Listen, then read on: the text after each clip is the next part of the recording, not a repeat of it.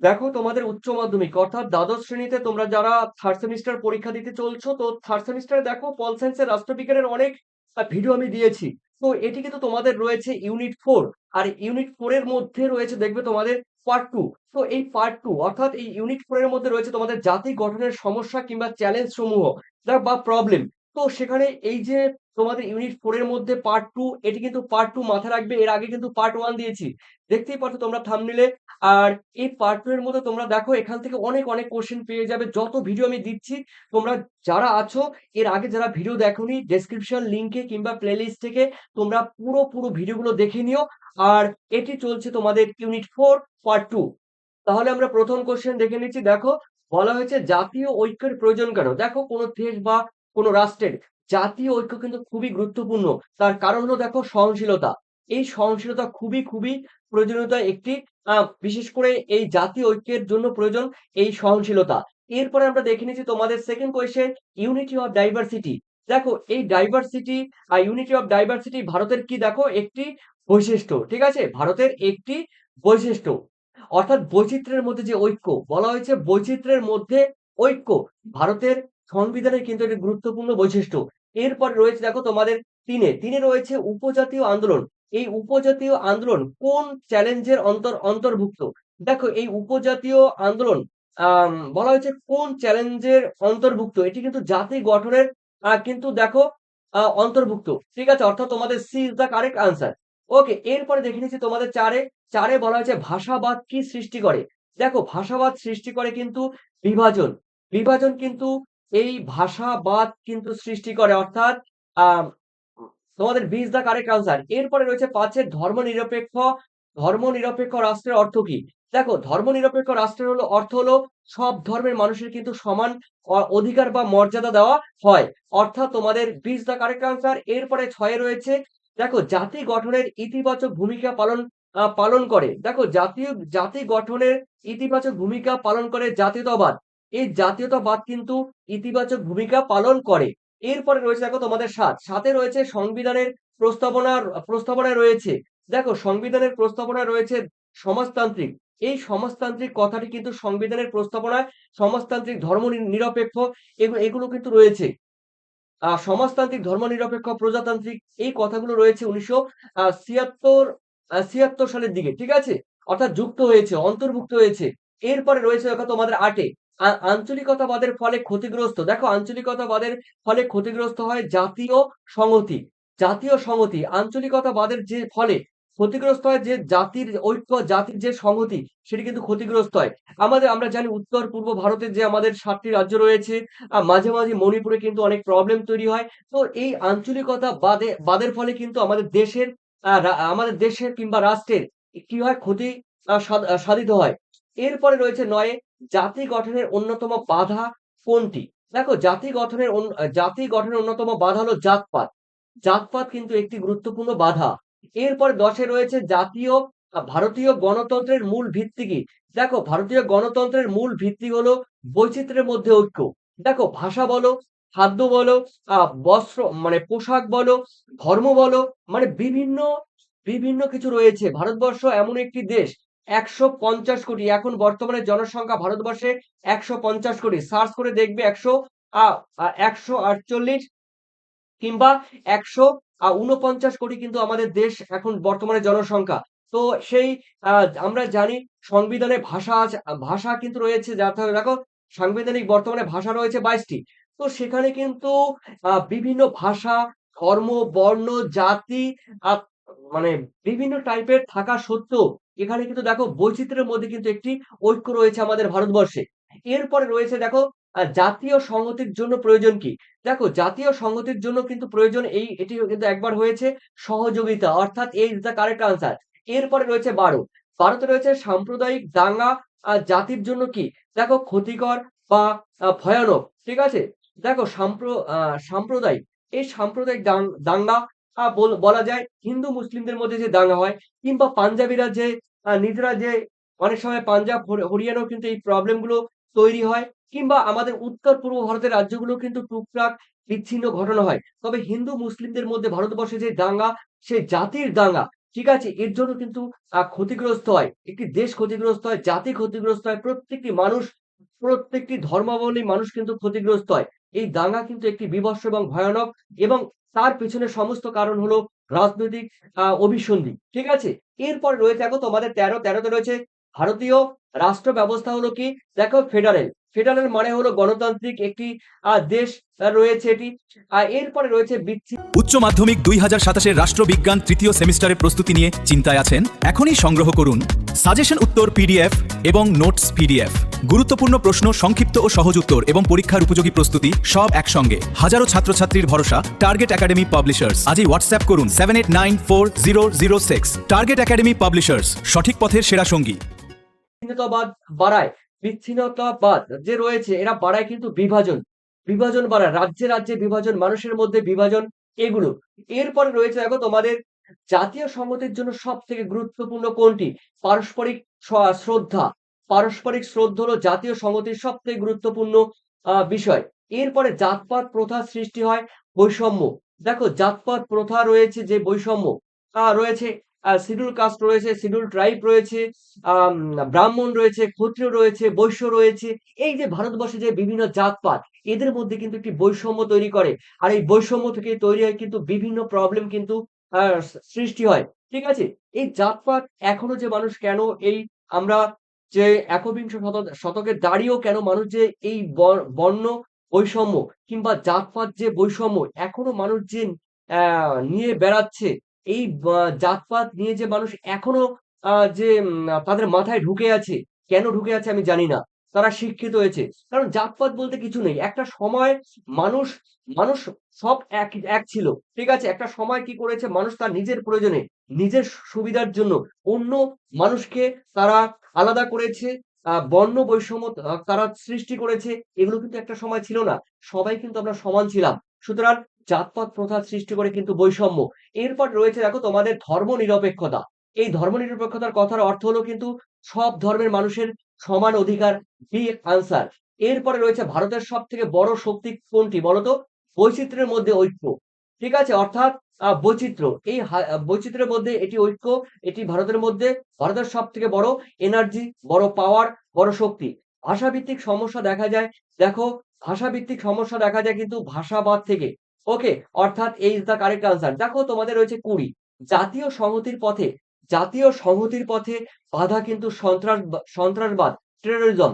এই টেরোরিজম বা সন্ত্রাসবাদ কিন্তু আমাদের জাতীয় সংহতির পক্ষে বাধা। তার কারণ বিভিন্ন ধর্মাবলম্বী যে মানুষ রয়েছে, বিভিন্ন ধর্ম রয়েছে। তো মানুষের মধ্যে, মানুষের মাথার মধ্যে এমনভাবে নেগেটিভ চিন্তাভাবনা, নেগেটিভ ভাবনা তারা ঢুকিয়ে দেবে যে দেশের জন্য সেগুলো কিন্তু ক্ষতিকর। রাষ্ট্রের জন্য কিন্তু সেগুলো ক্ষতিকর। অর্থাৎ জাতির সংহতির পথে প্রধান বাধা হলো টেরোরিজম, সন্ত্রাসবাদ। ওকে? তো দেখো তোমরা যারা পিডিএফ নেবে 7890404016 এই নাম্বারে তোমরা হোয়াটসঅ্যাপ করবে। যারা পিডিএফ নেবে তারাই কিন্তু হোয়াটসঅ্যাপ করবে। ঠিক আছে? তোমাদের সঙ্গে যেন বেশি কথা না বলতে হয় তোমরা, তার কারণ আমি বলে দিচ্ছি। যারা হোয়াটসঅ্যাপ করবে তোমাদের ১ম থেকে বলে দিচ্ছি, ১ম ইউনিট থেকে একদম ষষ্ঠ ইউনিট পর্যন্ত তোমরা ৬ টি ইউনিট কিন্তু উত্তর সহ তোমরা পিডিএফ পেয়ে যাবে। চ্যাপ্টার ওয়াইজ তোমরা পিডিএফ পেয়ে যাবে। নো মানে কোনো টেনশন করার তোমাদের কোনো প্রয়োজন হবে না। আর যারা নেবে এই নাম্বারে তোমরা পেমেন্ট করবে। Chapter, unit wise suggestion, PDF তোমাদের প্রত্যেকটি ভিডিওতে বলি তোমরা জেরক্স করতে পারবে। ঠিক আছে? ডাউনলোড করতে পারবে, জেরক্স করতে পারবে। একদম নোটসের আকারে তোমরা কিন্তু পড়তে পারবে। চলো রয়েছে তোমাদের হোয়াটসঅ্যাপে পেয়ে যাবে। কোনো টেনশন নেই। একদম ২ মিনিটের মধ্যে তোমরা হোয়াটসঅ্যাপে পেয়ে যাবে। শুধু আমাকে জানিয়ে দেবে স্যার পেমেন্ট করেছি। চলো রয়েছে তোমাদের আঞ্চলিকতা বাড়লে ক্ষতিগ্রস্ত হয় কি? দেখো আঞ্চলিকতা বাড়লে কিন্তু জাতীয় যে ঐক্য রয়েছে সেই ঐক্য কিন্তু ক্ষতিগ্রস্ত হয়। যেমন রয়েছে মণিপুরে এখন হচ্ছে। এরপরে রয়েছে দেখো ভারতীয় সংবিধানের অন্যতম বৈশিষ্ট্য কি? ভারতীয় সংবিধানের অন্যতম বৈশিষ্ট্য কিন্তু ধর্মনিরপেক্ষতা। দেখো ধর্মনিরপেক্ষতা কিন্তু ছিল না 1976 এ, সম্ভবত 1976 এ কিংবা 78 এ। দেখো এই সময় ইন্দিরা গান্ধী, ঠিক আছে? এই ধর্মনিরপেক্ষ কথাটি কিন্তু যুক্ত করেছিলেন। কারণ ধর্মের ভিত্তিতে কিন্তু আমাদের ভারতবর্ষ, পাকিস্তান, বাংলাদেশ এই সমস্ত দেশগুলো কিন্তু ধর্মের ভিত্তিতে দ্বিজাতি তথ্য হিসাবে ধর্মের ভিত্তিতে কিন্তু আমাদের ভারত, তারপর অন্যদিকে পাকিস্তান, বাংলাদেশ কিন্তু বিভক্ত হয়েছিল। কিন্তু কিন্তু সমস্যা তৈরি করেছে ১৯৭৬ কিংবা ৭৮ সালে ইন্দিরা গান্ধী। সে কি করেছে? ধর্মনিরপেক্ষ সমাজতান্ত্রিক, ঠিক আছে? এই আ আ কথা কিন্তু তিনি যুক্ত করেছেন। এর ফলে তৈরি হয়েছে ভারতবর্ষে কিন্তু নানা সমস্যা। এরপরে রয়েছে দেখো তোমাদের ২৩ এ রয়েছে বিচ্ছিন্নতাবাদী আন্দোলনের ফল কি? অস্থিরতা। অস্থিরতা বিচ্ছিন্নতাবাদী আন্দোলনের একটি প্রবলেম। এরপরে জাতীয় সংহতির জন্য দরকার কি? জাতীয় সংহতির জন্য দরকার সামাজিক সম্প্রীতি। অর্থাৎ তোমাদের A is the correct answer। এরপরে ২৫ এ জাতীয়তাবাদ কি বৃদ্ধি করে? দেখো জাতীয়তাবাদ কিন্তু ঐক্য বৃদ্ধি করে। অর্থাৎ B is the correct answer। এরপরে ২৬ এ রয়েছে ভারতের জাতীয় ঐক্যের ভিত্তি কি?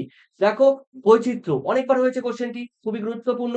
২৭ কোনটি জাতীয় সংহতির পরিপন্থী মানে বিপরীত? জাতীয় সংহতির পরিপন্থী মানে বিপরীত কোনটি? সাম্প্রদায়িকতা। ঠিক আছে? সাম্প্রদায়িকতা একটি অভিশাপ, একটি বীভৎস ধ্বংসলীলা। এরপরে রয়েছে তোমাদের ২৮ আঞ্চলিকতার কারণ কি? আঞ্চলিকতার কারণ হলো স্থানীয় স্বার্থ। ঠিক আছে? আঞ্চলিকতার কারণ হলো তার নিজের লোকাল, নিজের এরিয়ালের এরিয়ালের স্বার্থ রক্ষাই হলো আঞ্চলিকতার অন্যতম কারণ। এরপরে রয়েছে ২৯ এ জাতীয় ঐক্য রক্ষার জন্য দরকার কি? দেখো জাতীয় ঐক্য রক্ষার জন্য দরকার ভ্রাতৃত্ববোধ। অর্থাৎ A is the correct answer। এরপরে রয়েছে ৪০ এ সন্ত্রাসবাদ ক্ষতি করে। দেখো সন্ত্রাসবাদ কি ক্ষতি করে? জাতীয় নিরাপত্তা। এই জাতীয় নিরাপত্তা কি করে? সন্ত্রাসবাদ মানে জাতীয় নিরাপত্তা ক্ষতি করে। সন্ত্রাসবাদ কি করে? জাতীয় নিরাপত্তার বিঘ্নিত ঘটায়, ক্ষতি করে। ৪১ এ স্বাধীন ভারতের প্রথম এবং প্রধান রাজনৈতিক লক্ষ্য কি ছিল? দেখো একটি ঐক্যবদ্ধ ও গণতান্ত্রিক জাতি তৈরি করা। অর্থাৎ B is the correct answer। এরপরে রয়েছে দেখো ব্রিটিশ পার্লামেন্টে ভারতীয় স্বাধীনতা আইন ১৯৪৭ সালের কোন মাসে অনুমোদিত হয়েছিল? দেখো জুলাই মাসে কিন্তু অনুমোদিত হয়েছিল। ঠিক আছে? অর্থাৎ C is the correct answer. এরপরে রয়েছে মাউন্ট ব্যাটেন। এই লর্ড মাউন্ট ব্যাটেনের তার ভারত বিভাজনের পরিকল্পনা আ প্ল্যান কত তারিখে ঘোষিত হয়েছিল? দেখো এটি হবে কিন্তু ৩রা জুন ১৯৪৭ সালে। অর্থাৎ C is the correct answer. এরপরে দেখে নিচ্ছি ৪৪। ৪৪ এ বলা হয়েছে দেখো স্বাধীনতার প্রাক্কালে ভারতের দেশীয় রাজ্যগুলির দপ্তরের রাজনৈতিক প্রধান কে ছিলেন? উত্তর কিন্তু হবে সর্দার বল্লভভাই প্যাটেল। আর সর্দার বল্লভভাই প্যাটেল কোন জায়গার তোমরা জানো? কোন রাজ্যের? গুজরাটের। এরপরে রয়েছে ৪৫ এর দেশভাগ ও উদ্বাস্তু সমস্যা যে রিফিউজি বাংলাদেশ থেকে প্রচুর পরিমাণে যে শরণার্থী আমাদের ভারতবর্ষে গমন করছে, ইভেন পাকিস্তান থেকে, আফগানিস্তান থেকে প্রচুর পরিমাণে শরণার্থী, উদ্বাস্তু, রিফিউজি কিন্তু আমাদের ভারতবর্ষে প্রবেশ করছে। তো এই যে ভারত এবং পাকিস্তানের মধ্যে দিল্লি চুক্তি যে কত সালে স্বাক্ষরিত হয়েছিল? দেখো এটি কিন্তু স্বাক্ষরিত হয়েছিল কিন্তু ১৯৫০ সালে। অর্থাৎ C is the correct answer ১৯৫০ সালে। এরপরে ৪৬ এ দেখো রয়েছে দেশভাগ ও উদ্বাস্তু সমস্যার পরিপ্রেক্ষিতে ভারত ও পাকিস্তানের মধ্যে যে দিল্লি চুক্তি হয় সেটি কত সালে? সে একই কোশ্চেন অনেকবার রিপিট হয়েছে দেখো। দুবার রিপিট হলো। এরপরে চলো রয়েছে ৪৭ এ জম্মু ও কাশ্মীর। দেখো জম্মু কাশ্মীরের ভারত ভুক্তি দলিলে ইন্সট্রুমেন্ট অফ অ্যাসেশন তো অ্যাকসেশন সরি।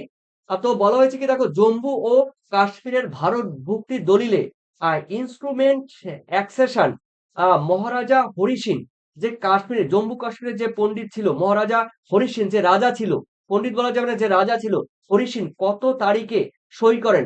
ঠিক আছে? তিনি কিন্তু ১৯৪৭ সালের ২৬শে অক্টোবর সই করেন ভারতের সঙ্গে থাকবে বলে। ঠিক আছে? অর্থাৎ রয়েছে ৪৭ এর C is the correct answer. এরপরে রয়েছে দেখো তোমাদের ৪৮ এ। ৪৮ এ কিন্তু দেখো কোশ্চেনটি একটু অন্যরকম। এই ধরনের কোশ্চেন পরীক্ষায় দেবে। অ্যাসারশন ১৯৪৮ সালে ১৯৪৮ সালের জুনে মণিপুরে নির্বাচন ভারতের গণতান্ত্রিক ইতিহাসে একটি মাইলফলক। কারণ কারণ এটি ছিল ভারতের প্রথম কোনো অংশ যেখানে সার্বজনীন প্রাপ্তবয়স্কদের ভোটাধিকার কার্যকর হয়। দেখো এর উত্তর কিন্তু হবে দুটি কিন্তু সঠিক। ঠিক আছে? অর্থাৎ বিবৃতি এবং কারণ উভয়ই কিন্তু সঠিক। এবং কারণটি কারণটি বিবৃতির সঠিক ব্যাখ্যা। অর্থাৎ যে বিবৃতি রয়েছে এই কারণ কিন্তু এটি কিন্তু সঠিক ব্যাখ্যা। অর্থাৎ আমি বলা মানে বুঝতেই পারছো এটি বিবৃতি রয়েছে, এটি কারণ রয়েছে। দুটি কিন্তু সঠিক এবং সঠিক ব্যাখ্যা। এরপরে ৪৯ এ রয়েছে ভারতের কোন দেশীয় রাজ্যের ভারত ভুক্তির প্রশ্নে গণভোট এর সাহায্যে নেওয়া হয়েছিল? দেখো এই যে আমাদের ভারতের কোন দেশীয় রাজ্যের ভারত ভুক্তির প্রশ্নে গণভোট এর সাহায্য নেওয়া হয়েছিল? উত্তর কিন্তু হবে জুনাগড়। ঠিক আছে? জুনাগড় অর্থাৎ এ ইস দ্য কারেক্ট আনসার। এরপরে আমরা দেখে নিচ্ছি তোমাদের ৫০। ১৯৫৩ সালে গঠিত রাজ্য পুনর্গঠন কমিশন এর অন্যতম সদস্য ছিল দেখো কে? উত্তর কিন্তু হবে কে এম পানিক্কর। অর্থাৎ তোমাদের ২০ দ্য কারেক্ট আনসার। কোশ্চেনটি কিন্তু খুবই গুরুত্বপূর্ণ যে ১৯৫৩ সালে গঠিত রাজ্য পুনর্গঠন কমিশন এর অন্যতম সদস্য ছিলেন কিন্তু কে এম পানিক্কর। ঠিক আছে? তো তোমরা জানো তোমাদের একটু আগে বললাম হোয়াটসঅ্যাপে তোমরা যোগাযোগ করবে যারা পিডিএফ নেবে এই নাম্বারে পেমেন্ট করবে চ্যাপ্টার ওয়াইজ সাজেশন উত্তর পাবে পরীক্ষার আগে মডেল কোশ্চেন পেপার পাবে উত্তর পাবে আর দেখো এরকম পিডিএফ তোমরা কিন্তু পেয়ে যাবে পুরো পিডিএফ তোমরা পেয়ে যাবে আর তোমাদের বলে দিই দেখো 50টি কোশ্চেন হয়েছে এর পরের দিন কিন্তু তোমাদের আরো তোমাদের 50টি কোশ্চেন আমি দেব এগুলো কিন্তু তোমরা দেখতেই পারছো তোমাদের এগুলো কিন্তু আরো 50টি কোশ্চেন রয়েছে ঠিক আছে তারপরে তোমরা এখানে একটা বিষয় দেখে নাও যে এখানে রয়েছে দেখো পরীক্ষা এরকম থাকবে নিচের স্তম্ভ দুটি মেলাও এ স্তম্ভের সঙ্গে বি স্তম্ভ মেলাতে হবে সর্দার বল্লভভাই প্যাটেল শ্রী রামালু তারপরে বি আর আম্বেদকর ফজল আলী এরকম পরীক্ষা দেবে এরকম কিন্তু কোশ্চেন তোমরা পিডিএফ এ পেয়ে যাবে তো পরের দিন যদিও পেয়ে যাবে তো অবশ্যই তোমাদের মূল্যবান কমেন্ট সেকশনে জানাবে আর যারা পিডিএফ নেবে হোয়াটসঅ্যাপ আর পেমেন্ট এই নাম্বার চ্যাপ্টার ইউনিট ওয়াইজ তোমাদের সাজেশন উত্তর পেয়ে যাবে যারা নেবে অবশ্যই জানিয়ে দিও আর পরের ভিডিও মানে এর পরবর্তী পর্যায়ে তোমরা জানো রাষ্ট্রবিজ্ঞানে তোমাদের ধাপে ধাপে কিন্তু এই কোশ্চেনগুলো আমি তোমাদের সামনে দেই এবং তোমরা কিন্তু পাও তো সেখানে আমি তোমাদের বলে দিলাম তো এইভাবে তোমরা কিন্তু তোমাদের যেই সাজেশন দিয়েছি এইভাবে আরো বাকি সাজেশন গুলো দিতে থাকবো তোমরা যুক্ত থেকো আর তোমাদের মূল্যবান কমেন্ট করে জানিয়ে দিও একটি লাইক করে দিও ধন্যবাদ তোমাদের সবাইকে থ্যাংক ইউ উচ্চ মাধ্যমিক 2027 রাষ্ট্রবিজ্ঞান তৃতীয় সেমিস্টারের প্রস্তুতি নিয়ে চিন্তায় আছেন এখনই সংগ্রহ করুন সাজেশন উত্তর পিডিএফ এবং নোটস পিডিএফ গুরুত্বপূর্ণ প্রশ্ন সংক্ষিপ্ত ও সহজ উত্তর এবং পরীক্ষার উপযোগী প্রস্তুতি সব একসঙ্গে হাজারো ছাত্রছাত্রীর ভরসা